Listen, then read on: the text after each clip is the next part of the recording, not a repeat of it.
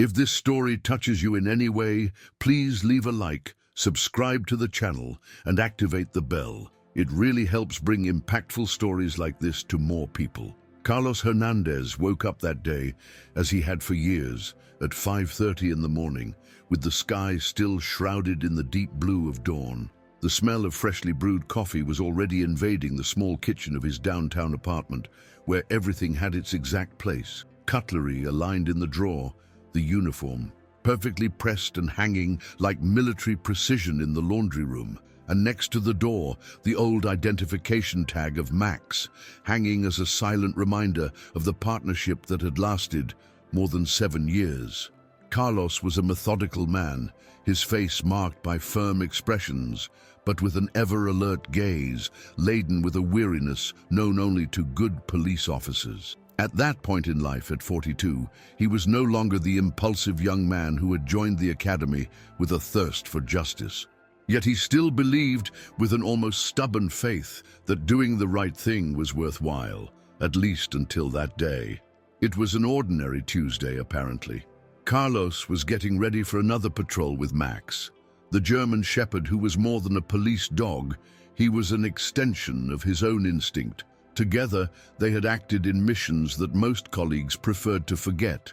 Rescues in areas dominated by criminal factions, anti-drug operations in alleys where even the police hesitated to enter, and searches that only Max could solve, with his precise sense of smell and impeccable behavior. The trust between them was almost symbiotic. A gesture, a look, a subtle movement was enough for the other to understand. But that morning, even before putting on his tactical vest, Carlos received a phone call that would turn that day into a definitive milestone in his life. It was a summons. He was accused of being directly involved in the disappearance of evidence in a cargo theft case. A crime he would never have committed. A crime that deep down he knew was hiding something bigger. The journey to the police station seemed longer than usual. Carlos drove in silence, feeling the steering wheel in his hands, as if it were the only solid thing amid the whirlwind of thoughts that were consuming him. Max, in the back seat, seemed restless, as if he sensed that something was off. The dog kept glancing at the rearview mirror, seeking the partner's look. It was unusual for Carlos to be silent for so long. Every traffic light felt like an awkward pause for the storm growing within him. Upon arrival, the atmosphere at the station was already strange. Downcast looks, interrupted conversations. Colleagues who used to greet him firmly now averted their eyes as if his presence were an inconvenient reminder. Lieutenant Donovan, always polished and strategic, received him with a face too stern for someone who until then treated him like a right-hand man. "We need to talk," he said, bluntly. And so began what looked like an interrogation, but was in fact already a verdict. Carlos was confronted with seemingly irrefutable evidence: altered messages on his cell phone, fake records in the station's spreadsheets, and even a fingerprint found on an envelope containing money supposedly seized and never handed over to the evidence room. Everything seemed meticulously orchestrated. He tried to argue, he explained, pointed out inconsistencies, but no one wanted to listen.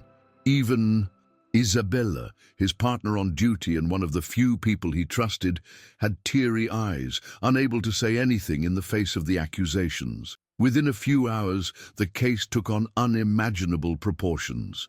The Internal Affairs Division was activated, and by late afternoon, the prosecutor requested his preventive detention. Carlos left there in handcuffs, not understanding how everything had unfolded so quickly, as if it had all been prearranged. But for him, the most unbearable part was not the weight of the handcuffs. It was knowing that from then on, he would be separated from Max. In the room where he was isolated until transfer, Carlos sat in silence, with his elbows resting on his knees and his hands clasped in front of his face. There was no anger, at least not yet. What was there was a heavy silence, a knot in his chest that wouldn't loosen even with the tears he refused to shed. He thought of Max, probably still in the station's support room, waiting for the next mission that would never come. The dog was part of him, and separating them like that without warning was like tearing away a piece of his soul. Carlos mentally replayed every moment spent with his companion, the first time he trained with him, the time when Max saved him from an armed suspect during a raid on an abandoned warehouse, the silent drives in the car where, even without speaking, there was perfect communication between the two. He missed not just the dog, but what Max represented: loyalty, trust, and the only part of the job that still made sense amid the chaos of the system. When the custody officer came in to announce that the patrol car was waiting to take him to the penitentiary, Carlos, with a restrained voice, asked for something that even surprised the officer. "I want to say goodbye to Max," he said, without looking up. There was a brief silence, followed by a hesitant nod. It wasn't a common request, but given Carlos's history and the unusual situation, they authorized the meeting. They took Max to the backyard where he waited restless, sniffing around as if searching for something or someone. When he saw Carlos approaching, the dog ran towards him, barking softly, his body vibrating with excitement. Carlos knelt down and hugged Max, as if he wanted to freeze that moment. It was meant to be just a farewell, but in that embrace there was a pain that words could not describe. Max seemed confused. He sniffed Carlos's body as if something were wrong, as if he could feel that the embrace carried a forced goodbye. His eyes, always alert, did not leave his partner's face, as if seeking an answer that never came. Carlos held the dog's muzzle with both hands, trying to maintain his composure, but his breathing already betrayed the weight of the moment. He whispered short words, broken phrases, as if trying to give meaning to the absurd. "You're going to be all right, partner. You're strong. You'll keep doing good out there."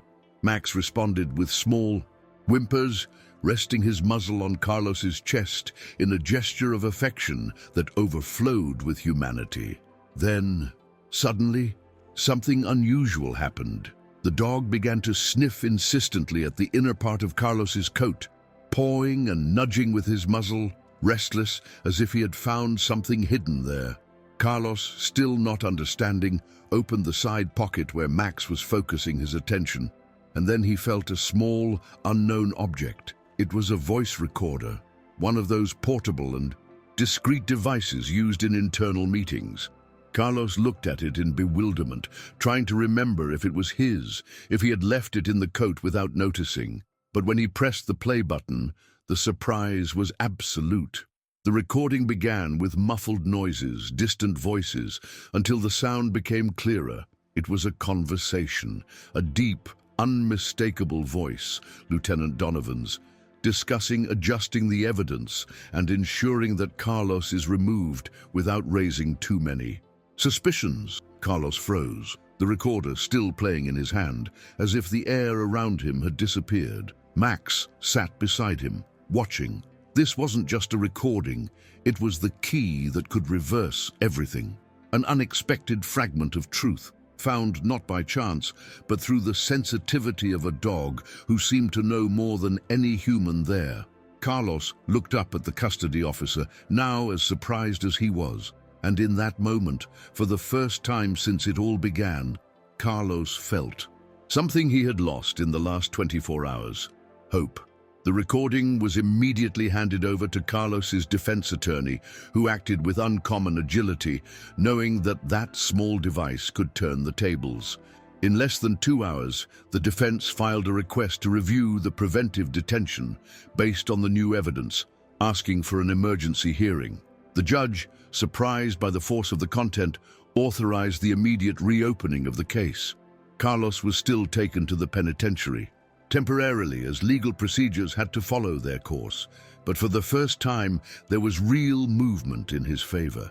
Meanwhile, Isabella Thompson, who had long suspected irregularities within the department, began to work behind the scenes. She was a practical woman with a discreet yet relentless intelligence. Always observant, she had noticed suspicious behavior from Donovan before, but had never had concrete evidence until that moment. Isabella requested access to old internal files, cross-referencing data from cases in which Donovan had been directly involved.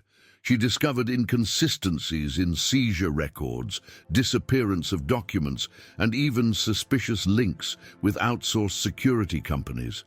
Max, who had been temporarily relocated to the corporation's kennel, was released to stay under her responsibility during that period.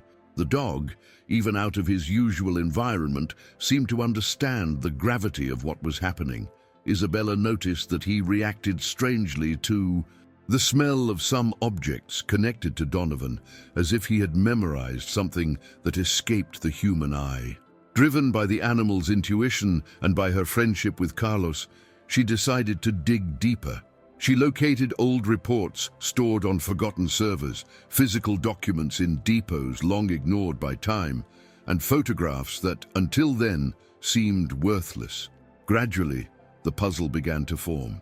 It wasn't just about Carlos. There was a larger, complex, and silent structure protecting those at the top while destroying anyone who dared to act with integrity. And now, thanks to a dog and an unlikely coincidence, the veil was beginning to lift. The new hearing was scheduled for the following morning. Carlos was brought back to the courtroom with a reduced escort, and this time, instead of the awkward silence, there were murmurs in the corridors, curious glances, and even discreet nods of support from some colleagues who already seemed to suspect the sham.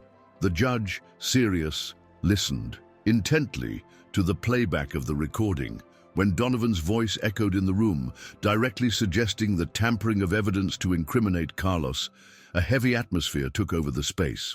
The prosecutor, visibly uncomfortable, asked for a recess to analyze the matter, but it was too late. The damage was done.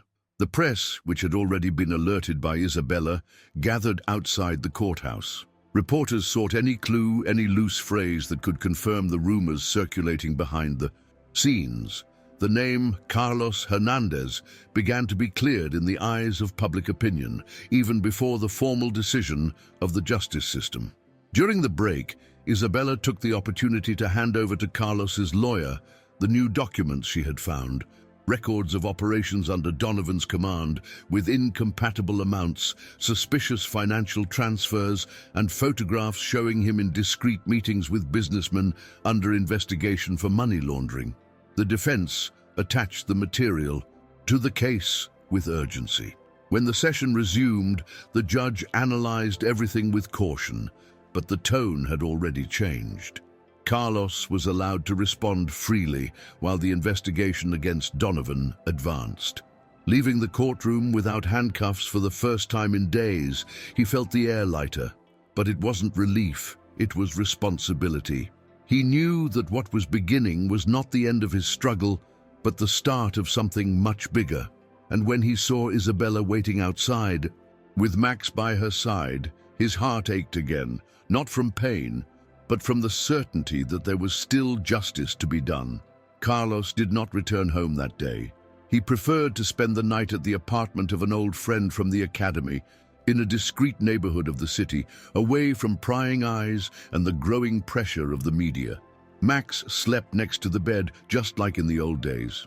But there was something different in the dog's eyes, a silent unease, as if he sensed that danger still lurked.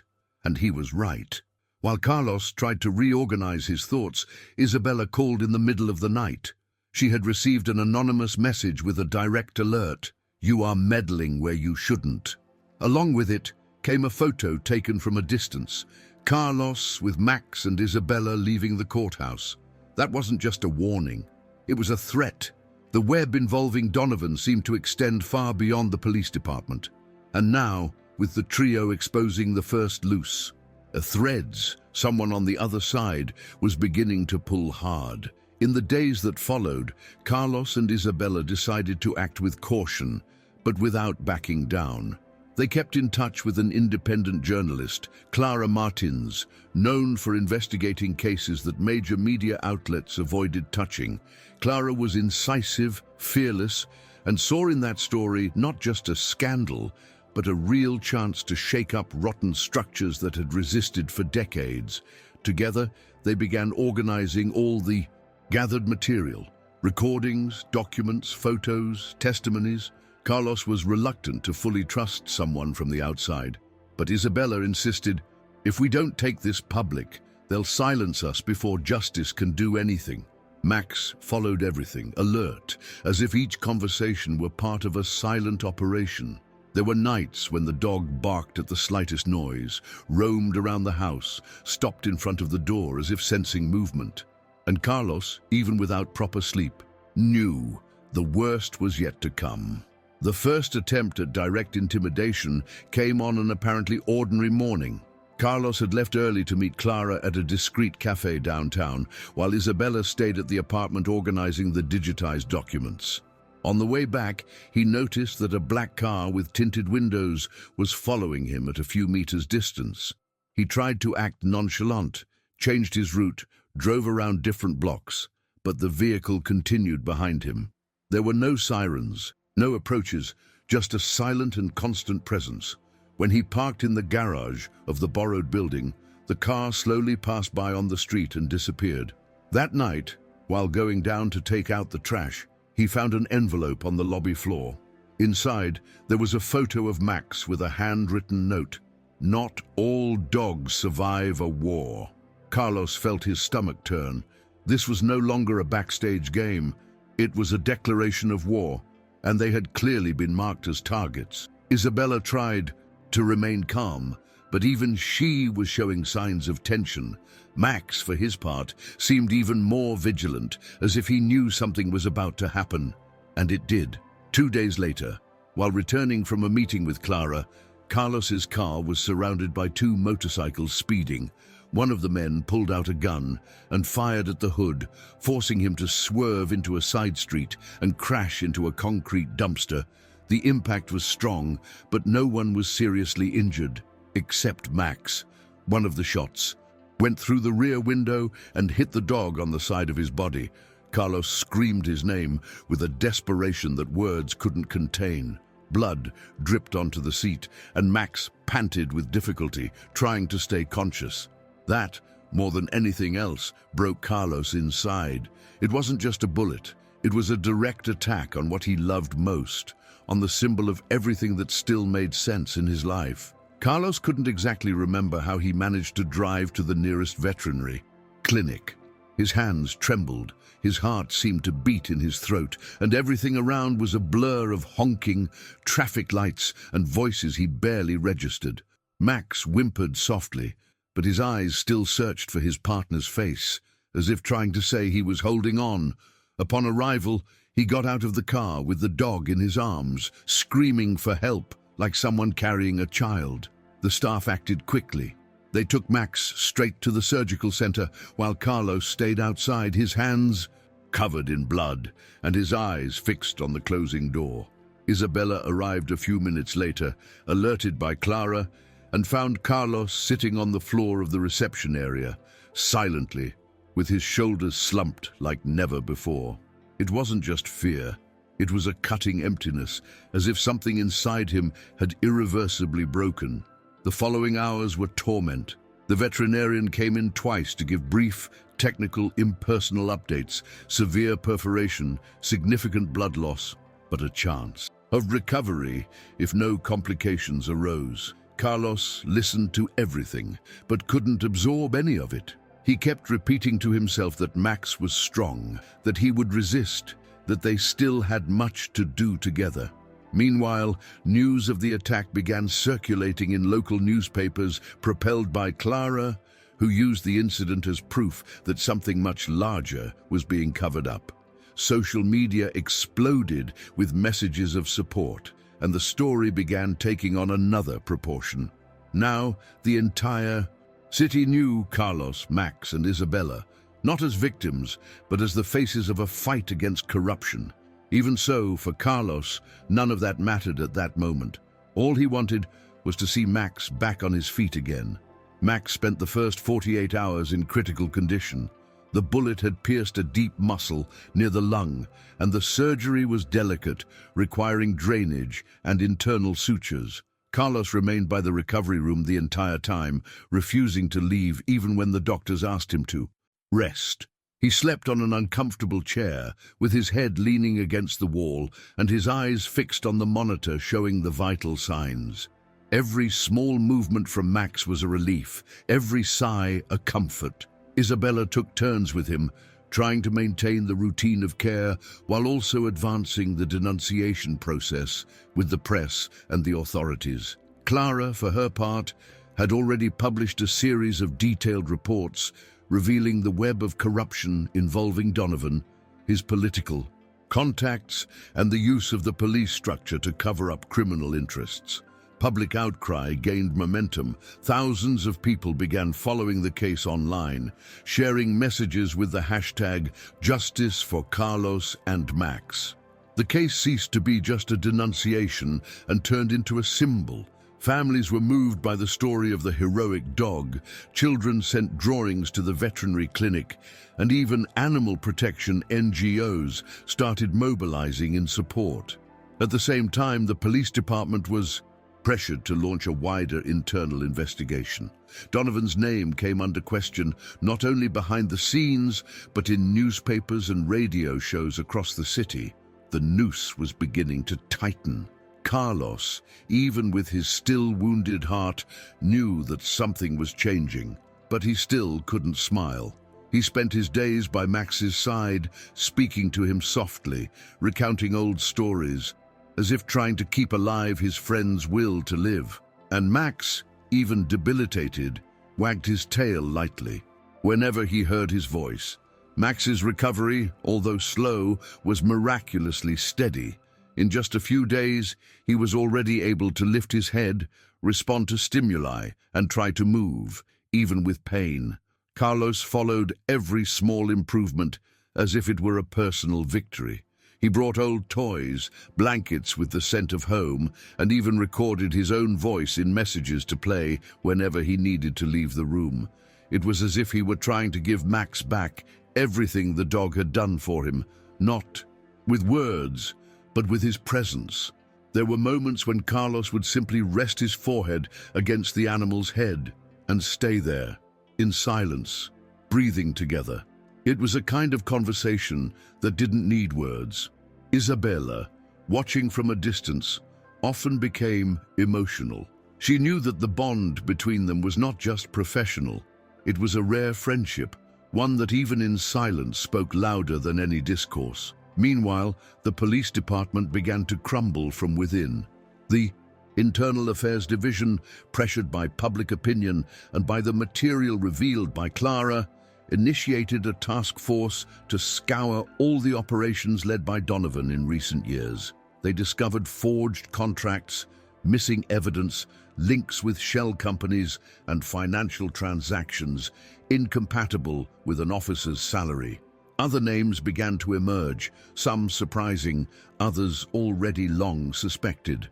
The network was larger than anyone had imagined. Carlos, even though still officially sidelined, was invited to give detailed testimonies about the operations backstage, and his accounts helped connect the missing pieces of the investigation. The prosecutor's office filed a request for the preventive detention of Donovan and 3 other officers. When the news of the arrest broke, Carlos did not celebrate. He simply returned to the clinic, sat next to Max, caressed his neck tenderly, and whispered, "We're getting there, partner, but there's still more to clean up." With Donovan's arrest and the first developments of the internal investigation, the case exploded onto the city's political scene. Names of councillors, businessmen, and even a former security secretary began to appear in the documents analyzed by the prosecutor's office. Corruption was entrenched not only in the police forces, but also in the offices where decisions were made with rehearsed smiles and calculated handshakes. Clara, the journalist, published a special series that went viral nationwide, revealing the workings of that rotten mechanism that, for years, used the law as a facade for silent crimes. But behind all that exposure, Carlos began to feel the weight that it all was taking on his body. It wasn't just physical exhaustion. It was a deep emotional weariness, as if every revealed truth also opened an old wound he didn't even know he carried. He was no longer the same man he once was. Sometimes it took him a while to recognize his own reflection in the mirror. Deeper eyes, more evident, wrinkles, an ever-alert expression even when he was alone. He slept little, plagued by recurring nightmares mixing the sound of gunshots with images of a wounded Max, or the moment he was handcuffed out of the station. Isabella tried to be his point of balance, insisting that he rest, but Carlos was driven by a kind of urgency he couldn't contain. He needed to finish what he started, to see the truth fully exposed, to ensure that no one else would be used or betrayed as he had been. Even so, amid the chaos, the only place he found peace was by Max's side. The dog was already managing to walk little by little, with slow but determined movements. And whenever his eyes met Carlos's, there was a silent certainty between the two. They still had a mission to complete. The tension increased as new names emerged in testimonies and documents. Each day, more people were called to give explanations, and the tentacles of corruption began to ensnare even more powerful figures. But with that, visibility came risks as well.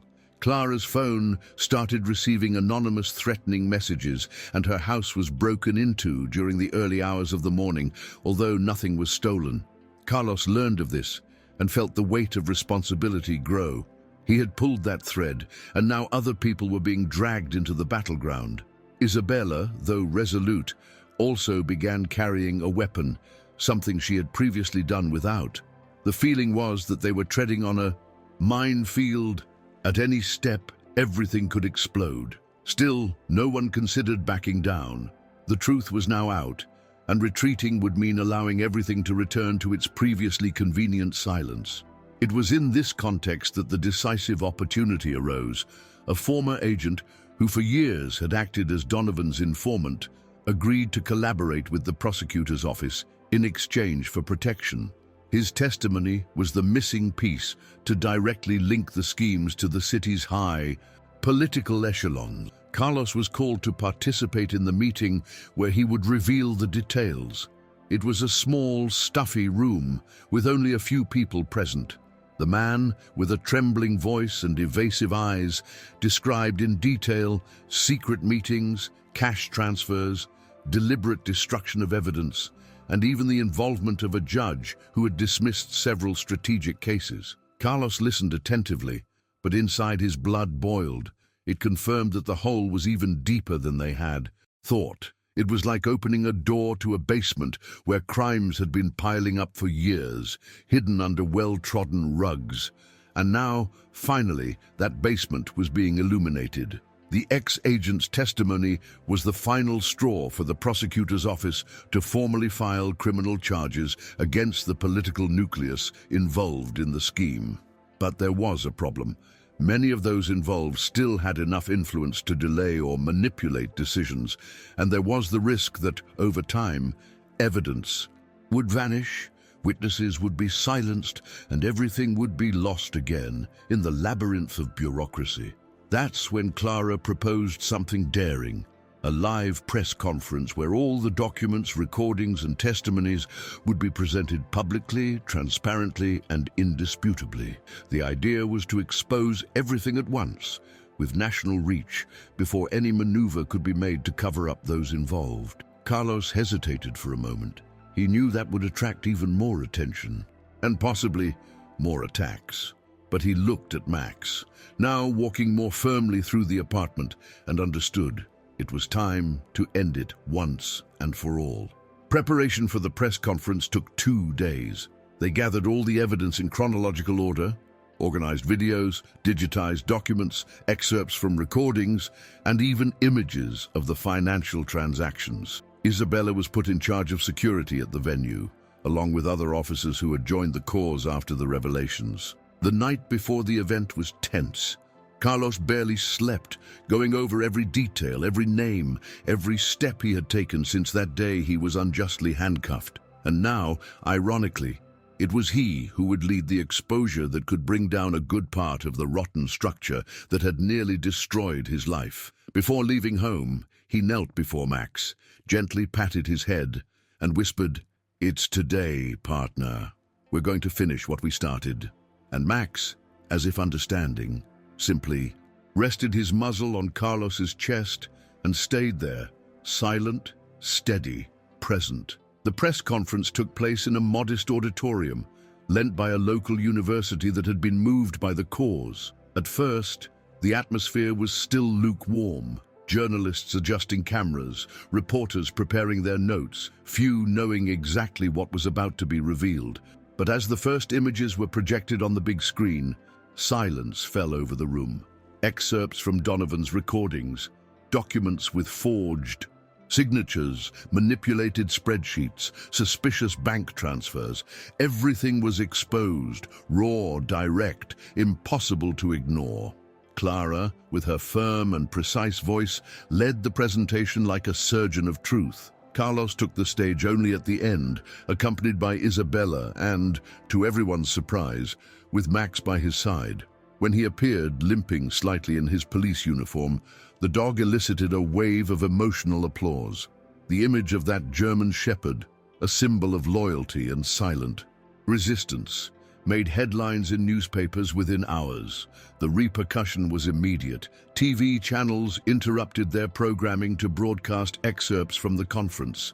News portals printed headlines with words like systemic corruption, network of hidden crimes, and four-legged hero. Public pressure became unsustainable. In less than 48 hours, the Public Prosecutor's Office announced a task force to investigate all public contracts signed in the last 5 years with companies linked to the scheme. The governor was forced to comment, stating that institutions cannot bow to crime. Carlos watched everything with a mix of disbelief and contained relief. He didn't feel like a hero. Above all, he felt like someone who had only tried to survive the system he had sworn to protect. And now, although he knew not everything was resolved, he was certain that silence would not prevail this time.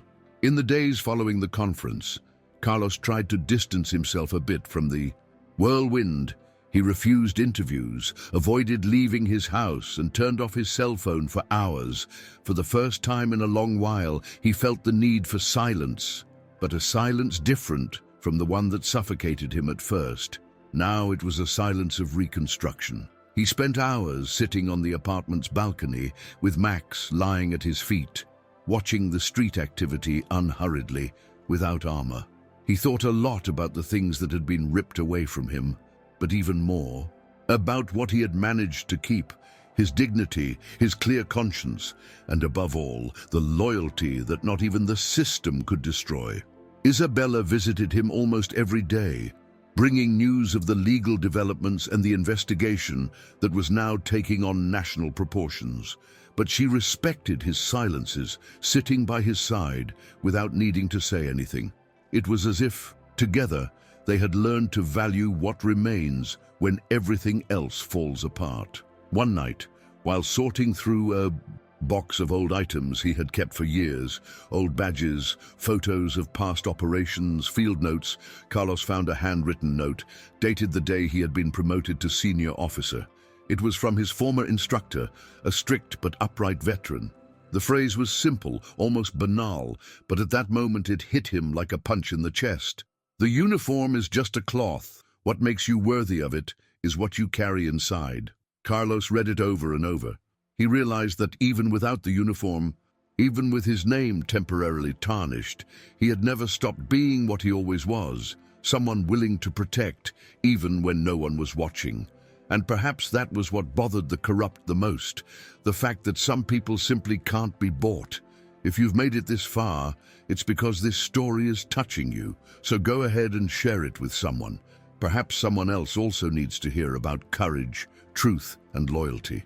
Max was already walking without difficulty, although he still bore the scar on his body, a silent reminder of the battle they fought together. Carlos, on the other hand, was also healing inside. The pain still existed, but now it came accompanied by a strange peace. as if he had finally managed to put everything in its place. He decided not to return to active duty. He refused the offer to reassume his post in the department, even after the positive repercussions and the formal requests for his return. He felt that that cycle had ended. He had fulfilled his role, and now he wanted to live differently. Instead, he began collaborating with Clara and other investigative journalists, helping to map out police corruption denunciations in other cities, offering his experience and, above all, his sensitivity. Max accompanied him in every step, becoming almost a public figure wherever they went. Children asked for photos. People shared stories about how they were moved by what they had experienced. And curiously, the dog seemed to understand that he was part of something bigger. On one of those days, during a lecture that Carlos gave to young police academy hopefuls, a student approached him at the end with eyes full of sparkle. She said that she had decided to join the police force because of his and Max's story, and that she wanted one day to be as worthy of the uniform as he was. Carlos smiled for the first time in a long while with genuine lightness. That smile didn't come from victory against the system, nor from the feeling of justice served. It came from the certainty that despite everything, it was still worth believing, and that sometimes what we leave in the world is not what we build with our hands, but what we inspire others to do. Max, sitting beside him on the stage, just observed everything in silence, as he always did, attentive, serene, loyal. A few weeks later, Carlos took Max to a park where they used to walk on their days off before everything happened. It was a simple place, with dirt trails, leafy trees and old benches worn out by time. There, everything seemed the same, but he knew nothing was like before. They sat on the same old bench, the one next to the ipe tree that every year covered the ground with yellow flowers. Max lay down next to him, with his head resting on Carlos's feet, just as he had from the early days of patrol. For a few minutes, the silence spoke louder than any thought. Carlos watched people passing by, families with children, elderly folks walking, couples laughing in the distance, and felt something different this time. It wasn't nostalgia nor sorrow. It was gratitude for having survived, for having endured, for having, even if just for a little while, managed to show that the truth could still prevail, even amid the filth of the world. Before leaving, Carlos took Max's identification tag, the very one that used to hang next to the apartment door, and put it back on the dog's neck, even though he already knew he was officially retired. "You have never stopped being my partner," he said in a soft, almost paternal tone. Max only looked up and wagged his tail, as if to say he knew. The walk back was slow, unhurried, as if each step were a farewell to what had passed and a greeting to what was yet to come. Carlos didn't know exactly what the future held, but as he looked at Max and felt that unbreakable bond between them, he understood something simple yet definitive. It wasn't about winning or losing. It was about remaining whole, even after everything, and he had managed to do so. If this story moved you, please leave a like, subscribe to the channel, and activate notifications. We still have many more real stories like this to tell, and if you can, share it with someone who believes in the power of justice and loyalty.